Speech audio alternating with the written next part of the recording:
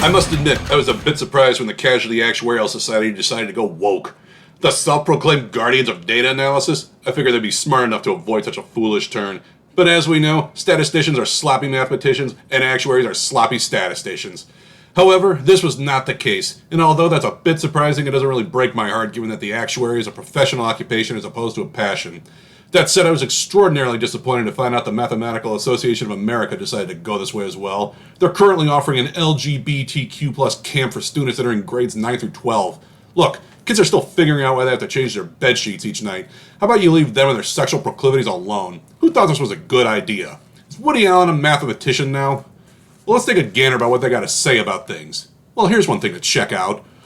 The word camp is in quotation marks to invoke the aesthetic style of camp, which is closely associated with the LGBTQ+ culture, especially the practice of drag.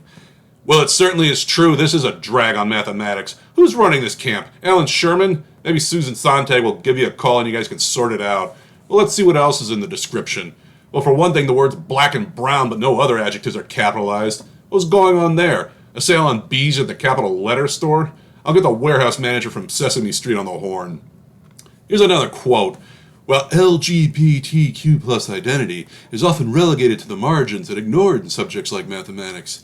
Yeah, it is. And you want to know why? Because all identities are relegated to the margins of mathematics. That is one of the many things that makes math great. We do not care who you are. We only care that you get it done, that you have interesting and useful ideas, and that you can prove them. That was one of the great things about being a graduate student in mathematics. We all came from different countries, socioeconomic backgrounds, races, sexes, religions, and philosophies, but it didn't matter. The only thing that mattered was, could you operate? Could you demonstrate you had an ability to get it done? And discrimination? There's no chance for us to discriminate against each other.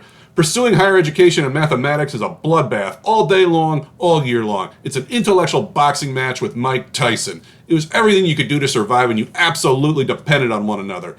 And here's a question. Why do you think we like Alan Turing? Was it because he was gay, or because he figured out enough math to blow the German submarines out of the water? I'll give you a hint. The Germans did not see that coming. You want to help the kids in the alphabet community, or really any other community? Here's what you do. You train them up in the methods of mathematics. It is one of the most powerful intellectual tools man has known, and it's one of the most inclusive.